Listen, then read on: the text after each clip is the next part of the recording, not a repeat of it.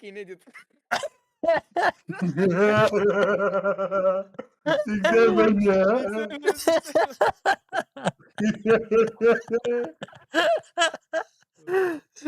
Un minut! eu când îmi dau lochin la buză.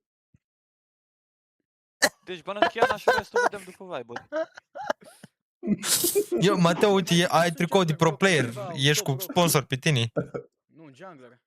Da. Am putea să 6-7. bănăm ăsta, am putea să bănăm Ce Jinx, asta? că se joacă 6-8. mult ăștia. De la Liga 6-8. Lega Chiar 68. 6-8 scrie cu aia. Dacă scria 6-7 era cel mai bun tricou. Jinx sau Jerry? Ce zici că e mai broken, băieți? Și Hecarim neapărat banăm. Bro, ideea la Jinx, fii atent, ideea la Jinx, băi, da, e cancer dacă scalează, dar putem juca pe botul noi hooker și prostii din astea, că asta e cancer, asta e nasul la campionul ăla, că e imobil. Deci Chiana Hecarim. Chiana Hecarim. Dar Zeri nu prea e meta așa, nu știu. Da, Era nu-i are meta. aproape 1 milion. Dar mă piși pe punctele lui. Pe ce meta? Banăm ăla de chiar al treilea? Băi, de Așa zic. normal. Dacă joacă Draven aș bana, dar așa nu știu pe bot. E bana Jinx așa de Banăm comfort. Draven. Da, Nu e, dar dar juca la Draven? Da. Dacă te enervează pe tine și îți dă counter pick și te joaci cât de cât. Călin e jungla, ok. Dar e aici Călin? Călin? Da? Da, e aici. A, ești Da, aici. Și, da, e, știi. Alin! Banează... Cred că... Banează Chiana acum. Mateo, zici că Mă ești joc. un bețiv de la sat să moară băiatul.